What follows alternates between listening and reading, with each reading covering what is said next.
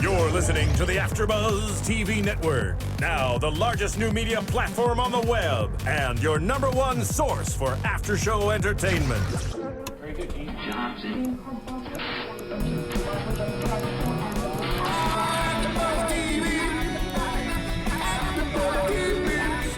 The AFTERBUZZ Studios in Los Angeles, California. Presented by Maria Menounos and Bing.com and streaming live thanks to Akamai Technologies. This is AFTERBUZZ TV's Blacklist After Show. We'll break down tonight's episode and get you all the latest news and gossip. And now, another post-game wrap-up show for your favorite TV show. It's AFTERBUZZ TV's Blacklist After Show. If you haven't got problems, I feel bad for your son. I got 99 problems, but a bitch ain't one. Yeah.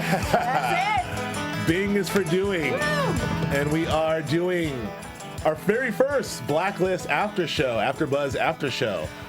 With me, Joe Braswell. I'm joined by the lovely Julia Cearley. Hi, I'm happy to be back. I miss you guys. I am not joined by Nando Velasquez, You certainly are not. that MF, who should be here. I'll start the show like that. And I'm not joined by Joe Sanfilippo. Joe San. That Filippo. dirty son of a gun. But we are joined. It's so much better. So much better. It gets so We much are better. joined by the lovely Charles Baker. Glad to be here. And we're very, very happy to have here who you may know. Most of you, unless you've been under a rock somewhere, know him as Skinny Pete from a little tiny show called Breaking Bad. I haven't heard of it. Ah, it's a What show. is that? What's it's that about? a thing. It's a cable But show. yeah, Don't worry it's about not it. Yeah. a big time network show like The Blacklist, Yes. but it does okay for itself. It's all right. But he's also a very interesting character that we'll find a little bit more about as the season progresses, and maybe we'll get some information out of him this episode in The Blacklist, which is our brand new show that we're doing here. So thank you for tuning in. Thank you for joining us here at The Blacklist. If you do know us from other shows like The Following and Hannibal and Bates Motel and others, thank you for joining us and finding us. If you're listening to us for the first time, we do a couple other shows here, and we'll be doing this show. We're very, very, very, very, very excited about it. Holy Blacklist pilot. Right. Oh my God. Also- I'm reeling a little bit. That's a great pilot. That was a badass pilot. That was as good as the Dude. pilot as I've seen. proud. Dude. Yeah. That's where it's at. I mean, the job you did writing that pilot. Yeah. Oh, thanks. Yeah. No, it was really as good as as good as the pilot I've seen. I'm very excited to do this. Now we've been to move a little bit to your left, Julia. I'm just telling you. Yes, there you go. Just no, it's Hey, buddy. fine. Hi. So there's been a lot of buzz, a lot of anticipation for the show. I mean, NBC has Absolutely. been promoting the crap out of it. Rightfully so. And rightfully so, now we find Yeah. out. I've seen like 1,000, I'm a criminal. I've seen 1,000, billboards and everything else. We were at Comic-Con this summer. Oh yeah, it was huge. It was everywhere at Comic-Con. Such a big presence there. Yeah. And a lot going on with the show. And I was really kind of getting scared. I was really, really excited about it. Then I started being scared, like, what if it's not good? I know, I had that same feeling I was too. getting the same way. I was like, ooh, what if they're like really overhyping Yeah, this? like they're really going in, and so there's been all this talk about sort of, I mean, I'll just get out of the way right now. I mean, Homeland's such a gigantic hit for Showtime, and so Sure. there's been this talk of sort of the broadcast networks trying to find their versions of Homeland, their versions of great shows like Breaking Bad, but Homeland's a one where so Blacklist was one of those shows along with Hostages that is supposed to be that sort of homelandy So that feel. national security at risk. Yeah, and you don't know who's what. Terrorism, And there's yeah. 24. Yeah, there's it's there's that kind of twists, and feel. you don't know, and Sure. it unravels over the course of a season. And you know what? I'm all in. Get as many of those shows as possible for me. So I loved this pilot. I don't know, Julia. This pilot blew my mind a little bit, guys. All right. Like I'm All still right. sort of like processing all of it. There's so many layers that are being built in already, Yeah. and that Spader, what is he up to? Dude. Everything he does. Everything he touches Yeah. is like, what's happening in that head of yours, man? Well, What's going on, here's the Spades? thing about Spader. I will say that I've spent I tried not to overread, like read a lot. And I tried not to, because I really wanted to actually, because I'm one of these guys who like, I do deep dives and I want to like find out everything and read. But this one, I'm like, I want to experience it clean. I don't want to like overdo it. But those promos were over and over and over again. They kept doing that bit, I'm a criminal bit, and the promos, I kind of was like, I don't know. I mean, like, I get it, and Spader's great. I'm excited about it. But what he delivered in the pilot, and even that line, I'm a criminal, which was sort of chopped in the promo, the way he delivered that entire sort of line and the few monologues that he had were spectacular. It's so much better than I even expected in the promos. And the promos did not do his performance justice. I don't know. The promos probably did the show justice, but the promos did not do, in my opinion, Spader's performance justice at all. Which I actually kind of enjoyed because, I saw the first promos and I thought, oh, that looks like fun. Oh, right. That's a fun line. I mean, it was kind of, I saw that line over and over and over again because, granted, we've been in the thick of it at Comic-Con and just getting prepared for the show. But just actually watching it and seeing it and seeing the entirety of his performance. He's so smart. He's so articulate. Mm-hmm. He's has such this masterful puppeteer like aura about him. Well, yeah, and it's the humor. I mean, it's Spader, right? He brings this air, like he has this sort of like, he has this smug charm that he's had since, Pretty in Pink, when he's got the pop collar. Steph. My Steph. Favorite is Steph. My man Steph. Like, when you kids are ready to get serious, gonna come upstairs. Brilliant work. He's such a brilliant actor, yet it always goes back to that. The pop collar and the feathered hair. Yeah. I hope I don't offend when I say that to him, but my God, that's where my love affair began with Spader. Mine too. It actually. it grew from there, but what a great jumping off point. So he has this sort of smug charm, and he's infuses this with this humor, and then he has this ability to sort of play, which we haven't seen in a while, but he plays a great villain. And so he had this sort of in Boston Legal, he had this role where he was sort of like very ambiguous sort of guy. And he was a good guy, but he's kind of sleazy, but he was this guy. It's a perfect Spader role. The same thing in Lincoln. He had to play the same kind of character, which is his best. And now we see him here. He's a master criminal, but he's a good guy. He has a heart, but he's smug. He likes the finer things in life. He doesn't want to be bothered with your... But then he has a little bit of sleaze in there as well. You know what? He always brings to his characters. There's just a little bit of rough and tough sort of sleaziness, and I like that. Well, we're going to get to, Charles is here joining us in time. We're just yapping away. We're going to get to... We're excited. Go on. No, we're going to talk to you like in depth, and we would ask you a lot of specific questions about the show and everything else. But while we're on it, you had a couple days with Spader, a day. Like how was? A day. Okay, so give me what's it like being with the Spade Man? It's intimidating. He's who he is. He's very quiet. He's real shy, and he's really focused on what he's doing on this show, and he's real focused on the entire product, not just himself. Right. And it's really neat to see. Right. It's how just intense he is, invested in this being a great show. Sure. And I think that's a lot of why this pilot is so great. It's because of his eye and his thoughts that he's been thrown in. Is it one of these things where he sort of his presence on the set sort of elevates all the other actors and everyone's like, I would imagine. Yeah, it's that's one of the things I love about this business. When you work with people like him and the other guys I've gotten to work with, you have to get better or you go home. Right. And so it's a challenge and it's a learning experience for me, and it's great to watch. And I keep trying not to try and act like him while I'm performing with him. Yeah, it's hard. I would be doing Spader imitations all day long. And right off the bat, very first scene, very first line. Yeah. It's your mug. Yeah. With the Spader. Yes. I know it's not predictions time. I know this, but I am predicting a nice long relationship between you and Spader in this. So. I'm just saying. I know it's not prediction time. I couldn't hold it in. Just had to say it. So let's talk about the pilot a little bit. Let's get into it because let's just sort of walk through it because it was great. Listen, it was. So we have this. This is directed by Joe Carnahan, who I mean, he's an EP on it, along with John Bokenkamp. I don't want to miss it.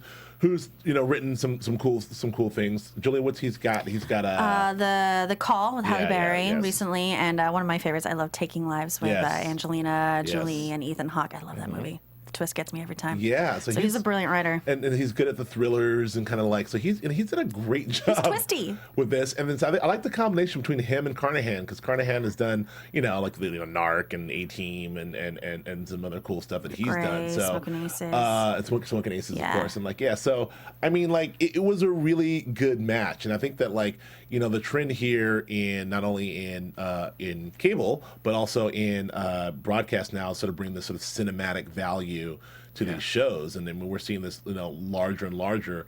The stakes are raised, the budgets are raised. You got these movie directors coming in, and this felt like a movie. This felt like a cable situation. It felt like, big budget, action set pieces, like thrills. I mean, that was a good hour of action television. Everything well is directed. definitely elevated to the heights. Yeah. We've seen this trend over the last few seasons. And like you said, the budgets are bigger, the casts, everything involved. But yeah, that scene on the bridge. Yeah. Oh, great set piece. Heart was racing. As good as any set pieces I've seen As in the action anything, movie. yeah. It was Same really caliber. well directed, and it had me. There's not a single scene that didn't have me. In terms of all the action scenes, the suspense scenes, all worked for me.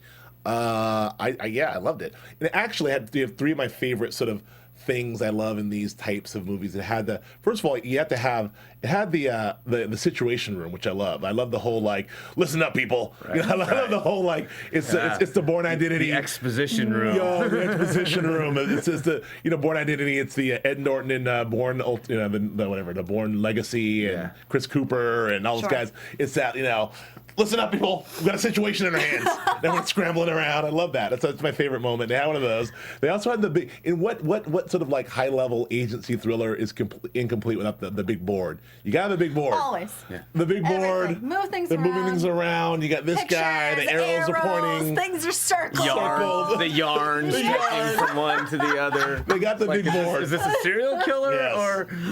I love it, and of course, and I got it. They had it, and it does not get old. You would think it would, but the bomb. I'm skipping ahead. But the old red wire, blue wire, cut the wrong wire. The time accelerates. Go fast. What's gonna happen now? Oh, he's gonna cut the wire. Of course. Yeah. Why did I think of that? But all those tropes are. You know what? Look, I'm a sucker for all those, and I'm not if gonna it lie. ain't broke. The classics If work. it ain't Yeah. broke, the classics work. So yeah, let's get into. So we have a lot of characters here. We have a lot of familiar faces, right? Oh, yes. Some not so familiar faces. Oh, yes. The first two familiar faces we see my man Mike from Homeland makes an appearance. Yes. Diego. Yes. Yeah. Diego. How do you say it? Klattendorf. Klattendorf. Diego Please help me Klattendorf. out saying that right. Klattendorf. That's a handsome guy. That's what it looks like. He's not too shabby. I'm a heterosexual male, and I'm I not wouldn't threatened by kick him saying out. this. Just saying. I wouldn't kick him out either. Yeah, that's funny, Lemieux. Oh, Stephen Lemieux on the boards. Steven. I forgot to introduce my man Stephen. Hi, Stephen. Hey, guys. It's So true. back to Diego. Yeah, back to my man Diego. Is he going to be my crush for this season? No, Apparently I always he's- have one. It's good to see good old Mike, from Homeland. Mm-hmm. It's also good to see my man, what's his name? Dimple Chin. Harry Lennox. Harry Lennox.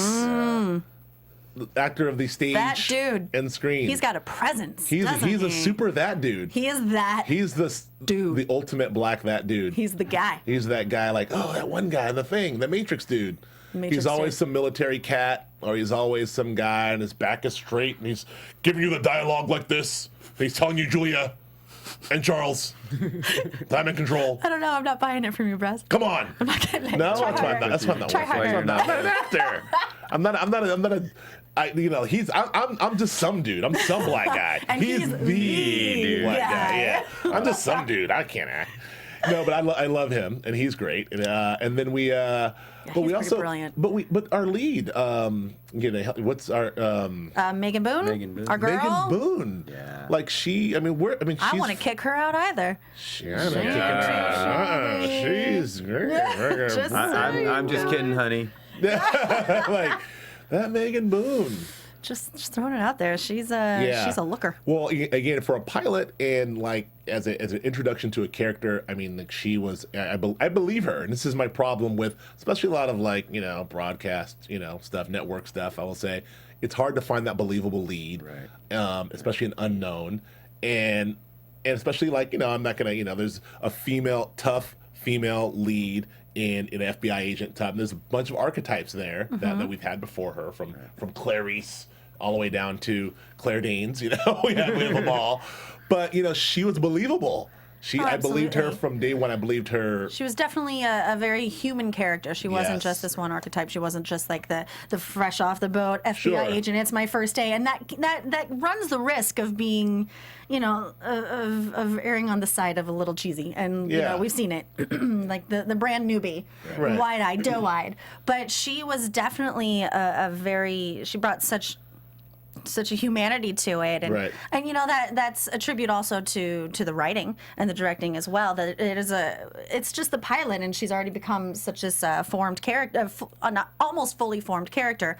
Granted, obviously there are many layers that we have to peel through. I sense that there are many secrets. Yeah, sure. Deep, dark, hidden, dank secrets. I'm sure there are. That I can't wait to find out about. But I'm invested.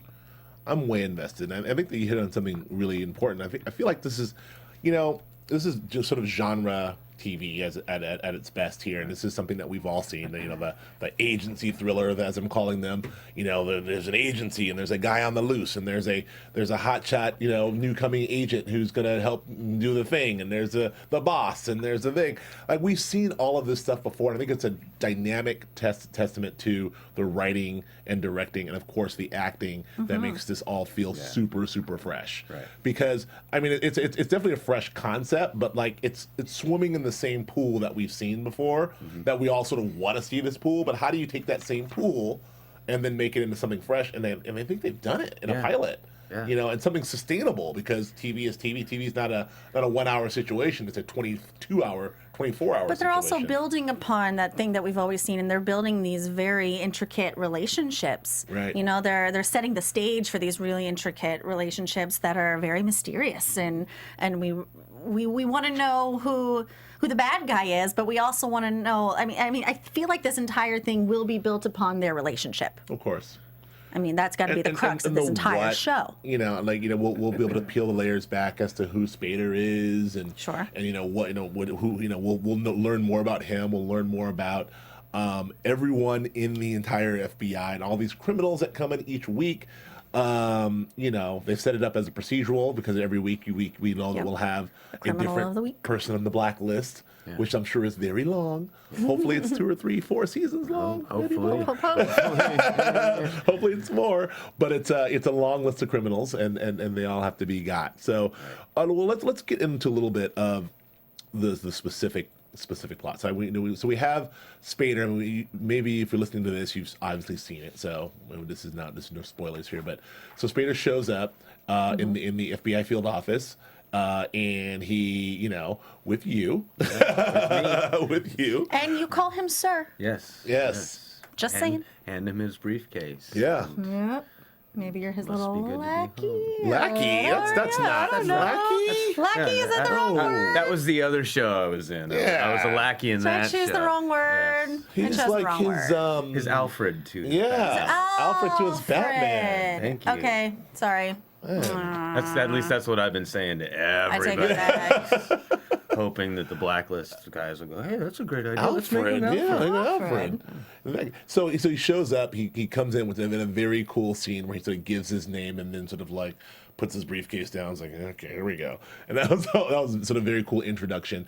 I think that what I liked about the way they got into all of these characters is that we talk about exposition. I mean, that's the big problem with pilots. Like, you have a lot to get done. Yeah. In a pilot, you have to sort of explain all these characters. You have to see all these characters, be introduced to them, and then have them sort of explain who they are without it being like boring.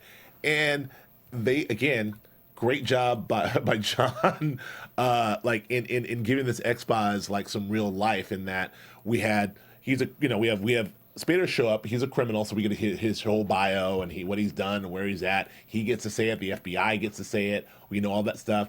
Then we have that brilliant scene where when they first bring in, I can't remember our main protagonist's name. That's Elizabeth Keene. When they first bring in Elizabeth Keene, he says, profile yourself. And it gives us a great opportunity for her to give an exposition about, there's her background. Here I am. I am a Capricorn, and I was born, and but it was really great. I think those really, really smart ways for us to get to know our two main protagonists and really get into the story. And then also we have this thing, and we do Hannibal as well. And so, I can't. We have this thing that maybe Thomas Harris created, or maybe it's Jonathan Demme, or both of them. This whole Clarice sort of, Lecter dynamic. We have the young FBI agent, or whatever it is. It's the one person on one side of the wall, the other person on the other side of the wall. Quid pro quo. The quid pro quo. And exactly. we have that. I mean, we have that here, and it works. I mean, again, we've seen it before, but the way they're doing it is really cool. Those are the things that I really sort of appreciated right out of the back of this thing. I mean, what did you notice? I agree completely. I was definitely I could draw some parallels to the Hannibal, Clarice, or even Lecter and Will, and there's an appreciation for their intelligence and insight. Right. And it seems that they both have something to offer each other. Although I am interested, they would throw out these little tidbits in this pilot of how closely he's been watching her and keeping tabs on her and speaking of her to his colleagues. He even mentions something about her highlights, and she looks a little less Baltimore. Like little things that he's throwing in here and there that could definitely just be glossed over. But I'm like, oh, that's creepy. Why do you know that? Why do you know that? How much do you know? Well, there's a lot of stuff like that. Like that conversation he had with, I want to call him Zukov, but he's from the Americans. Zumani. The conversation with Zumani about, like, did you do what I told you? Did you do this? Yes, old friend, we did this. It's like a conversation that, like, this is part of their plan, yet he is still trying to stop Zumani, or is it part of the plan the whole time? Zumani, you think, thought he was in on the plan. He just wasn't in on the entire plan. Is the thing. Yeah. He didn't know the plan ended with his plan being foiled and him dying. But, exactly. P.S. Can we talk about Zumani's nasty, pussy, boil-ridden neck? That's another thing. What's going on? That's another one of my favorite tropes. So we have like the villains with the unexplained sort of, like, I love this unexplained. It's like, my understanding that was part of the chemical burn. That's right. Destroyed that killed his family, and that's pretty much the reason why he's doing it. Chemical burn. Yeah. It's a good goddamn thing, Charles. Hey, I read the script. It's a good thing you're here. I had a little bit. I read it and I saw it. So. Man, we're lost without you. And I should mention, because we were going to get some level of shit at some point, but like. We do this show, for those who don't know. We watch the show, pretty much live, and then we run right in here and we tape it after we just saw it. So we don't have the luxury of sort of like really digesting it and really thinking and rewatching. To really talk it out. Because we'll rewatch it tonight and then rewatch it again and be like, everything. So inevitably we get our folks call in like, you missed this one thing, or like, duh, that was a thing, and it's like, we just saw it. That chemical burn. In their defense, I was eating popcorn pretty loud for a lot of it, so they might have missed some stuff. I totally missed the chemical burn altogether. Well, so the other thing that we find, like, he mentioned the whole the husband. The whole, like, you won't find out the truth about your husband, in a great scene. I'm jumping around, but that scene where Elizabeth comes back and pokes the pin in his carotid artery, that was like just a thing. Let me just pick up this pen and just that was poke you right there in the neck. That was punk rock. That was like that was dope. It's like she's done it before. Yeah, and these are the things. She didn't even hesitate. These are the things you're peeling back the layers of this character, who get the vulnerability, and you see. I mean, it's a good range she did there. You get the vulnerability with the husband, and then you see them at the beginning, and then you see the vulnerability with when she found out oh, we have a girl. Oh no, They were definitely playing with a theme of parental or maternal instincts for her character, and And he even said, Spader said at one point, "Do you really want to be a mother?" or something to that extent. Yeah. So I mean, I think that's something we're going to be playing with a lot during the season or during the series. And I mean, from the very get-go, she even said the most important thing is obviously I'm paraphrasing, but most important thing is our family. They're going through this adoption. She's so excited it's a girl. They talk about her absentee parents. He was a criminal, and she even says when she was profiling herself. Something about Only child. She was I can't read my writing. Something about how she thinks she can rewrite her own past by adopting a child because she was lacking in that. Right.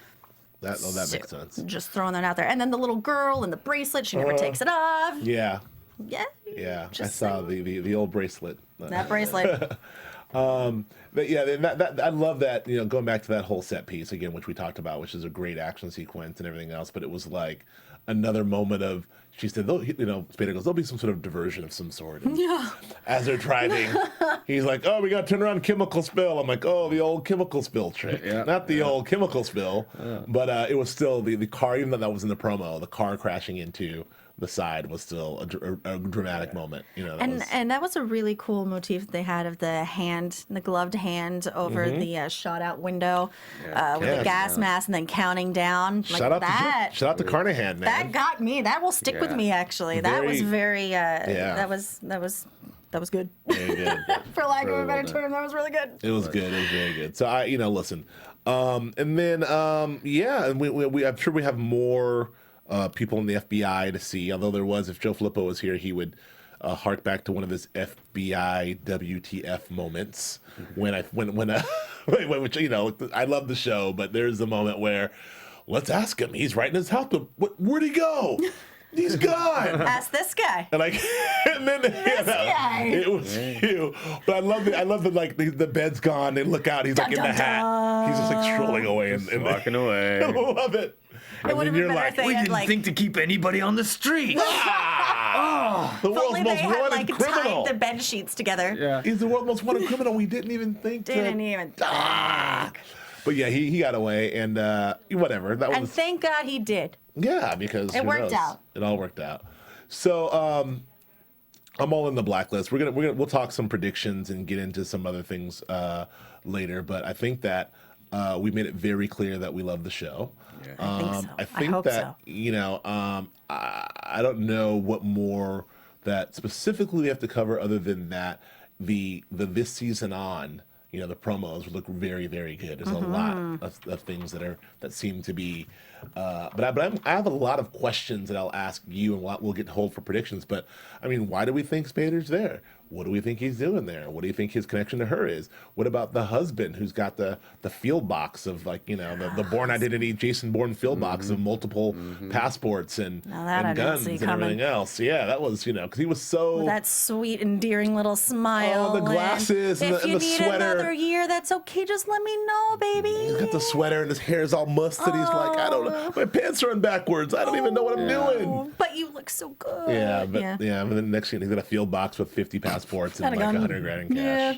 Of course. That guy. So yeah, so we'll see what happens there. That actually reminded me a little bit of Alias. That felt a little hark back to some. Reminded me of Alias. I watched a lot of Alias, J.J. Abrams, but that whole sort of not knowing who's the one person's a spy, but I'm a agent and I could be a spy too, but we're living together. It's a lot of that stuff. Anyway.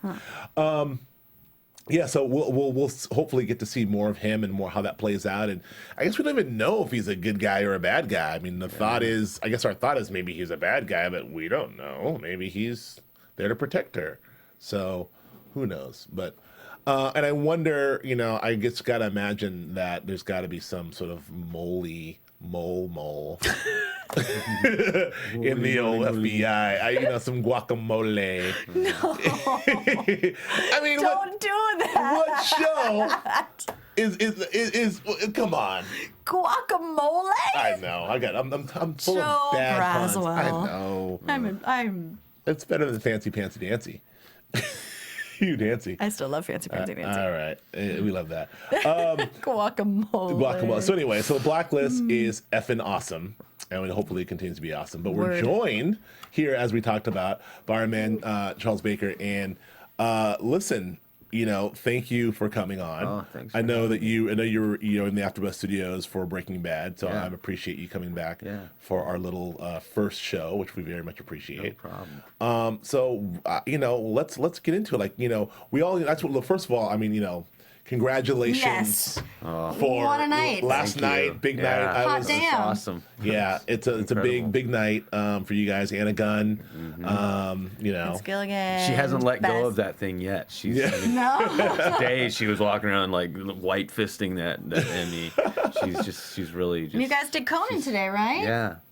He's had a busy day. He's had a busy day. Been a crazy busy. Well, and then also best drama, which is well deserved. Yeah. And also it's a fitting into a way to cap off a show which is arguably, maybe not so much arguably, one of the top 10 best shows of all time, best dramas of all time. Guinness Easy. Book of World Records says we're the best. So. Oh, does it? Does it? What's this stat? The Metacritic, the aggregate score of all the critics around the country. We've got the highest score ever. Oh, wow. 9 out of 10, something like that. I didn't know that. Yeah, we're just put into the Guinness Book of World Records. Wow. And our last AfterBuzz show had like an 8, so we're Getting close. Getting close. We did this. We did this. No, that's cool. Congratulations. That's fantastic. That's awesome, That's really man. awesome news. And That's huge. so Skinny we're Pete. really So, excited. well, talk to me a little about what it was like. I mean, like, just I know you've done this a lot. I'm going to get to Blacklist in a second, but just working with Vince and and Aaron and all those guys. Like, how was that? How was this experience? They're awesome. They're just like a big family. I mean,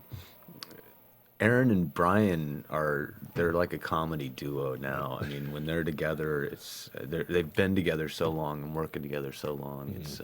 It's really funny to watch because they start bits together when they're in public, when they're just hanging out, and it's fun to watch. But everybody there is just they're all friends, they're family, and just really proud of what we've done with that show. So. Well, good. Well, you should should be. You should be. And to go from that show into again arguably one of the hottest pilots of this. Right. This was the hottest. Yeah, this is. It was a hot pilot. It was a hot script. Right. It was a hot everything, and so it's really a sought after project to be a part of. So it's really cool that you got to be a part of. Yeah. How did this role come to you? What was the audition process like? Tell me funny, about that. I put myself on tape for this one, and I auditioned for the role of Zamani. Oh, wow. Ooh, how's your Serbian accent? It was horrible. That's why. Wow. Apparently, that's why I'm playing the guy who doesn't have the But Serbian the accent. chemical? Did you come in with the burns? That was like. No, I let them just imagine those would be there. The script wasn't too descriptive about how bad that was. Right.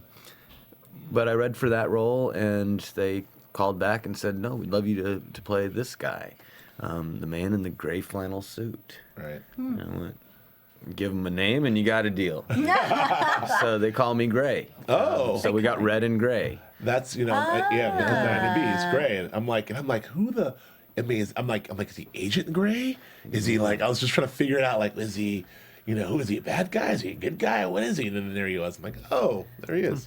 So. That little wink you give in the elevator. Yeah. In your scrubs and your very colorful scrubs. That was Hey. good. That was nice. I like We're that. gonna be friends. That's a See nice ya. touch. Get used to this face. Get used to Right. this. So, I mean, do you have any idea about what is in store? I mean, at least, listen.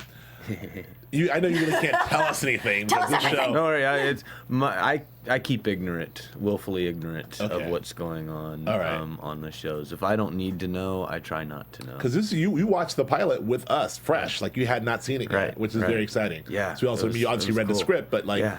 again, this is one of the hot scripts around. So what did you when you read that script? Were you like, holy shit? Like what happened? Yeah, I read it and I was pretty much like, yeah, I want to be part of this. This looks awesome. Did it read as well yeah. as it played? Yeah, it had that same heart racing kind of moments going on.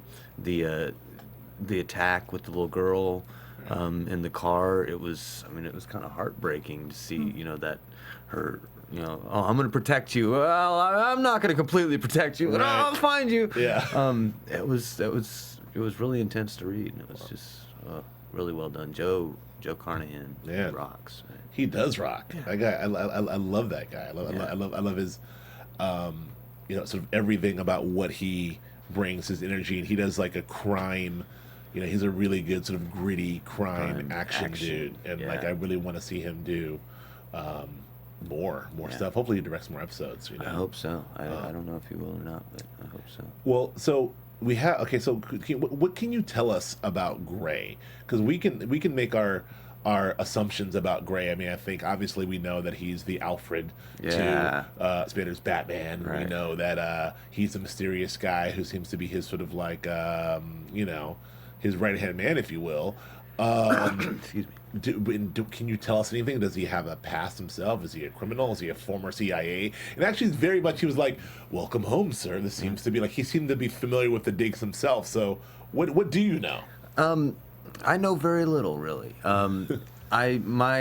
What I think is that Gray and Red have a history. That probably he's served under him in some capacity for a long time, and he's built trust. Maybe back in the with him. Navy. Yeah.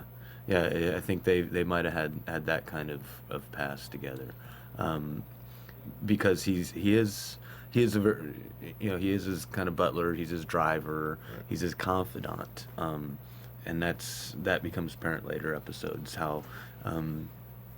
Elizabeth Keene may not be the only one he's actually willing to talk to, Right. and let know what's going on in his mind, and it's a really neat thing for me to be able to do, especially after playing the dumb illiterate dude. Sure. Now I get to drive the Bentley and wear a suit. So, Right.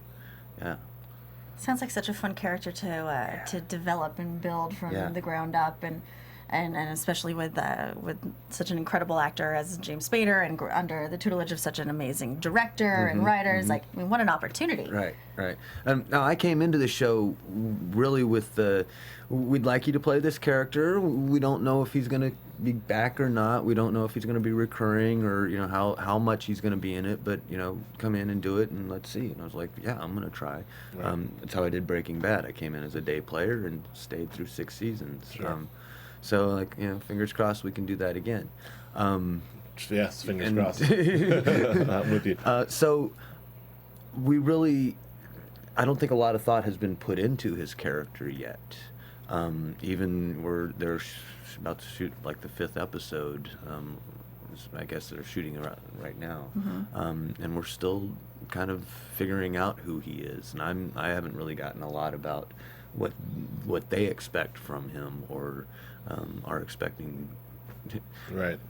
So I'm just kind of making up as I go along, and as long as they don't, tell me different. They seem to be liking it. Yeah. Well, I mean that's the beauty and the kind of the gift and the curse of television is that you do these the way the system works is you do the pilots so far in advance of the pickup. Right. So you get this script, you get the part, you shoot this pilot. Very little about it, and then you sit around for months, and then it's like, oh, we got it, and then you're like, start tomorrow, and then you're like, what am I doing? Yeah. But that's everyone. It's writers and directors and showrunners. Like, well, who's Gray? It's like a lot of that. So, and they didn't bring me until later. Right. So we shot the pilot, and then they're like, hey, we got it picked up, and then nobody called me. Oh no! I'm like, How long ago did you shoot the pilot? When did you shoot that? I'm gonna be wrong.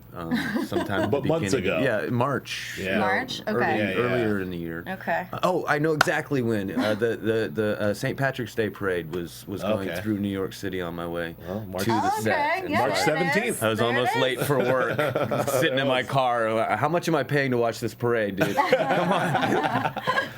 Yeah, so that's a long time ago to be. And so just a little bit about this. We talked about how do you prepare for this? But do you have to sort of give yourself your own little backstory? Like you said, maybe this is a guy, because on the page it's kind of like, well, this is the guy. So you maybe give yourself this backstory, and do you go to the writers and I think I know who Gray is. I mean, how does that work? Yeah, how does that work? I honestly, that's what I've been doing. Right. I don't know if that's how it's supposed to go, but yeah, I come up with my own story, and I'm shy of doing that 'cause I did that with Skinny Pete, and I would come up like my backstory and come back, and they'd have me do stuff and like, oh, that's nothing like what I had thought. Well, that doesn't line up, does it? So I was kind of worried, but this one I went. This is what I think this guy has. I didn't get too detailed yet because I want to know a little bit more about him from what the writers are thinking. Yeah. Right. And we're still kind of up in the air about whether or not I'm going to be, how long I'm going to be in it, and what kind of capacity. So. Sure. Well, I don't think he can function without you. I don't think so either. Do you I need think me to make he's a really call? I'll gonna- make a call if for you can make a call, Yeah, I'll I'd do that. appreciate it. I'll take care of it. If everyone just go ahead and start tweeting to the Blacklist, hey, we love Right. you. Tweet away, guys. Well, my small backstory, we can move on from this, is that, like, obviously James Spader, Red is a guy who can trust no one. I mean, he's built his life around sort of being this master criminal who has all these contacts, but at the end of the day, who can he really trust? And the fact that he has this confidant, this guy that he can trust, I mean, there's gotta be Says a lot. room for some backstory there. Sure. Writers. Yeah. Great. Our So guy Gray. Well, you know what I'm gonna do? I'm gonna make a call too. Right on. Julia will make the first call. Yeah. I'll make the second call. I'll get the Call ball will do it. rolling. See, that'll And do it. I'll do it. Yeah. I'll call John. Awesome. I'll call John and Joe. Tell them what's up. Right on. So what's some background? I mean, we know you as Skinny Pete, and we've seen you in some other stuff, and we've seen you here. But like, you did Conan today, and there was a musical performance. Yeah. And then there may be some musical background. So what give me. I played violin when I was 4. What? Skinny Pete plays the violin? No, I don't play the He's violin. cultured. I Oh, he was did 4. when I was 4. Okay. That was like 40 years ago. Everything I knew about was- Skinny Pete out I'm the like, this window. is not. That was my first instrument. Right. I studied what they call the Suzuki method, which is learning to play by ear. Okay. You learn to play music before you can read. And so I started that way, and it taught me how to play by ear. So any instrument I wanted to play, I'd bang on it, figure out where the notes are, and then teach myself how to play it. And that's what I did with the piano. Oh, wow. And I took a piano lesson like for 2 days from a guy who was a Van Cliburn finalist, and I can't even remember his name.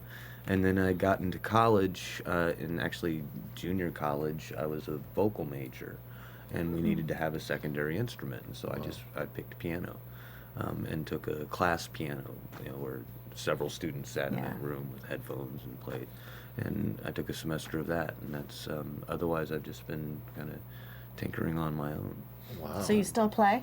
Yeah, my wife's grandfather passed the piano to her mother and then my wife.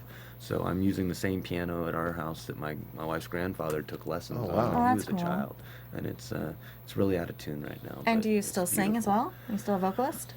Not the classical type anymore. It takes a lot of work and practice and constant training to stay in that kind of a range. So I like to sing and play guitar. Kind of mostly just do cover songs of Right. obscure musicians. Well, Julia sings a bit. Yeah, that's what I heard. Yeah. So, Steve, can you give us a little? Give us a C. Give us a C. We're getting a little duet going here. No, I'm kidding. No, it's quite all right. And Let me pull out the AfterBuzz harmonica. real quick. Thanks, man. Thank you. I will. We'll get a band going. Exactly, The AfterBuzz band. Because The after band. I sing.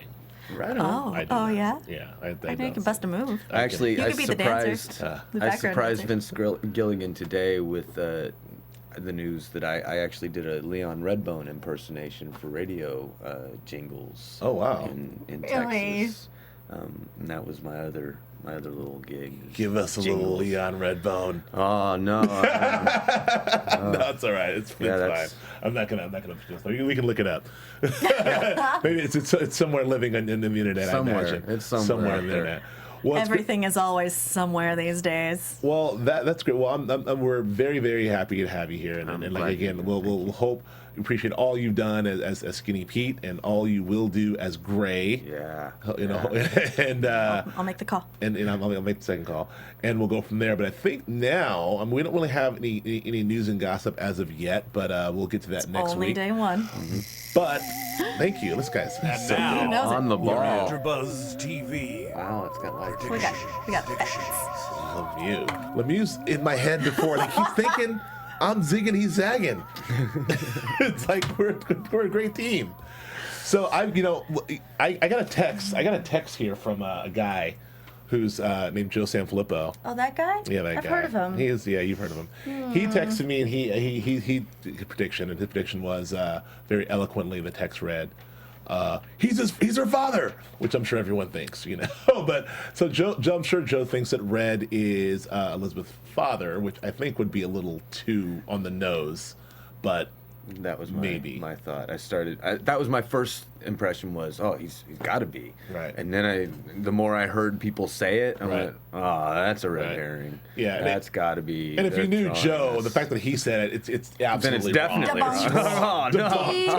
Like when he's like, I got it. And we're like, oh no, I've solved it. I hope it's not something as lame as like, oh, well, he's his uncle. Yeah. He's her uncle. You know, Uncle Red. Yeah. Maybe Red was responsible for her criminal father's death. Oh. Therefore, I had that thought. feels he Well, that's more needs like it. to take her under his wing, and you know, she's been parentless and he's been absentee, being all criminally. Right. And now, you know, maybe he is trying to guide her.